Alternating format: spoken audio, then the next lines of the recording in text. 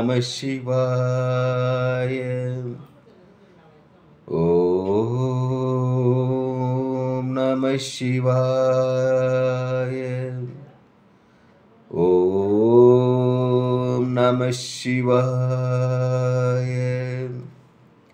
அன்பான சிவ அன்பர்களே, கடந்த நாட்களில் நம்ம சிவபெருமானுடைய மாவட்டதோறும் உள்ள தேவார பாடல் பெற்ற ஆலயத்தை பற்றி நம்ம பார்த்துட்டு வரோம். அந்த வகையில் நம்ம இன்னைக்கு பார்க்க போகிற ஒரு ஆலயம் ஒரு தேவார பாடல் பெற்ற ஆலயத்தை பற்றி தான். இந்த ஆலயம் எங்கே இருக்குன்னு பார்த்தீங்கன்னா, தமிழ்நாட்டில் நாகப்பட்டினம் மாவட்டத்தில் திருவலப்புத்தூர் என்ற ஊரில் இந்த ஆலயம் அமைப்பெற்றிருக்கிறது. இங்கு மூலவர் பார்த்தீங்கன்னாக்கா மாணிக்க வண்ணராகவும் ரத்தினபுரீஸ்வராகவும் சோமஸ்கந்தராகவும் நமக்கு காட்சியளிக்கிறாங்க. தாயார் பார்த்தீங்கன்னா பிரம்ம மகுந்தாம்பிகையாகவும் வண்டார் பூங்கோழியாக நமக்கு காட்சியளிக்கிறாங்க. தலவிருட்சம் வாகை, தீர்த்தம் பிரம்ம தீர்த்தம். தேவார பாடல் பெற்ற காவிரி வடகரில் இது 29வது தலமாக பார்க்கப்படுது. அதேமாதிரி தேவார பாடல் பெற்ற 274 தலங்களில் இந்த தலம் 29வது தலமாகவும் விளங்குகிறது. இங்கு இறைவன் பார்த்தீங்கன்னா சுயம்பு லிங்கம் நமக்கு காட்சியளிப்பது மிக சிறப்பு. அது மட்டுமல்ல, இறைவன் பார்த்தீங்கன்னா இங்கே திரிதல விமானத்தின் கீழ் இருந்து காட்சியளிப்பது மிக மிக சிறப்பு. இப்போது இந்த தலத்துடைய பெருமை, ருதுகேதன் என்னும் மன்னன் இப்போது ஆட்சி செஞ்சு வர்றாரு. அப்படி ஆட்சி செய்ய வரும் பட்சத்தில் அந்த அவர் ஆட்சி செய்கிற பகுதிக்கு உட்பட்ட பகுதியில் பார்த்திங்கன்னா மிகவும் கடும் பஞ்சம், வறட்சி ஏற்படுது.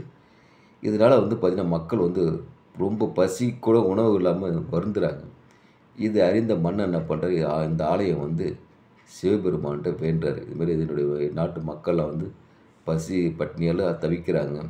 அதனால் அந்த பசி பட்னி போக்கி வறுமையை போக்கணும்னு சொல்லிட்டு அந்த மன்னன் வேண்டுறாரு.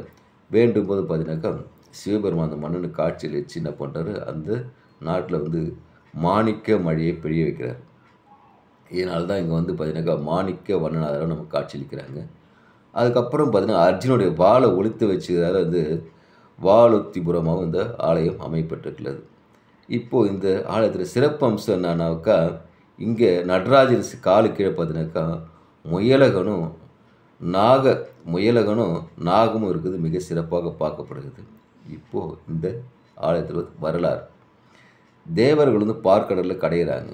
கடையும் போது மற்ற வாசுகி பாம்பு பயன்படுத்துகிறாங்க. இவங்க அழுத்தத்தை தாங்க முடியாத வலியால் என்ன பண்ணுது, அந்த வாசுகி தன்னுடைய கொடிய விஷயத்தை கக்குது. அந்த கொடிய விஷயத்தை கக்கும்போது சிவபெருமான் அதை அந்த விஷயத்தை தானே அறிஞ்சிடுறாரு. அப்போது தேவர்களுக்கு அமிர்தம் கிடைக்குது. தேவர் அமிர்தத்தை எடுத்துகிட்டு ஓடிடுறாங்க. ஆனால் இந்த வாசுகி பாம்புக்கு ஒரு மனக்குறையாக இருக்கிறது. தன்னை பயணிக்க செய்த சிவபெருமான் செய்தார். நாம் தவறு செஞ்சிட்டோம், இவங்க என்ன தான் போட்டு நம்மளை கடைஞ்சிருந்தாலும் தன் வலியை சிவபெருமானை நம்ம பொறுத்திருந்திருக்கணும், வலி தாங்காமல் விஷயத்தை கக்கிது மிகப்பெரிய தவறுன்னு சொல்லி இந்த வாசிக்கு என்ன பண்ணுறாங்க, சரி இங்கே இந்த ஆழத்தில் இருக்கிற சிவபெருமான் சென்று தன் கையில் இருக்கிற மாணிக்க கல்லை கக்கிட்டு சிவபெருமானை வேண்டி விரும்பி வணங்குறாங்க. சிவபெருமான் இந்த வாசுகி பாம்புக்கு மோட்சம் அளிக்கிறாரு. அப்படிப்பட்ட ஆலயம் தான் இந்த மாணிக்க வண்ணநாதராக நமக்கு காட்சியளிக்கிறாங்க. அது மட்டுமல்லாது இங்கே இறைவி தாயார் வண்டார் பூங்கோழியாக காட்சிகள். வண்டார்னா அது வண்டு மொய்க்கிற அழகு. பூ எவ்வளோ அழகாக இருந்தாலும் தேன் சுவையாக இருந்தாலும் வண்டு மொய்க்கும். அது மாதிரி பார்வதி தேவி என்ன பண்ணுறாங்க, இங்கே அவ்வளோ அழகு பொருந்திக்காக காணப்படுறாங்க. அதாவது வண்டார் பூங்கோழின்னு அழைக்கப்படுறாங்க. இவ்வளோ சிறப்பு பெற்ற ஆலயம் தான் இந்த நாகப்பட்டினம் மாவட்டத்தில் திருவலப்புத்தூர் மாணிக்க வண்ணநாதர் ரத்தினபுரீஸ்வரர் வண்டார் பூங்குழலி அம்மையார். இந்த ஆலயம் அவ்வளோ சிறப்பு பெற்ற ஆலயம். வேண்டியது வேண்டும் வரம் கொடுக்கின்ற ஆலயமாக பார்க்கப்படுது. அதனால் அன்பான சிவ அன்பர்களே, வாய்ப்பை ஒரு முறை உருவாக்கிக்கிட்டு இந்த நாகப்பட்டினம் மாவட்டத்தில் இருக்கிற திருவலப்புத்தூர் சென்று மாணிக்க வண்ணரை வணங்கி இறையருள் பெற்று இன்புற்று வாழ்வோம், ஈசனடி சேர்வோம்.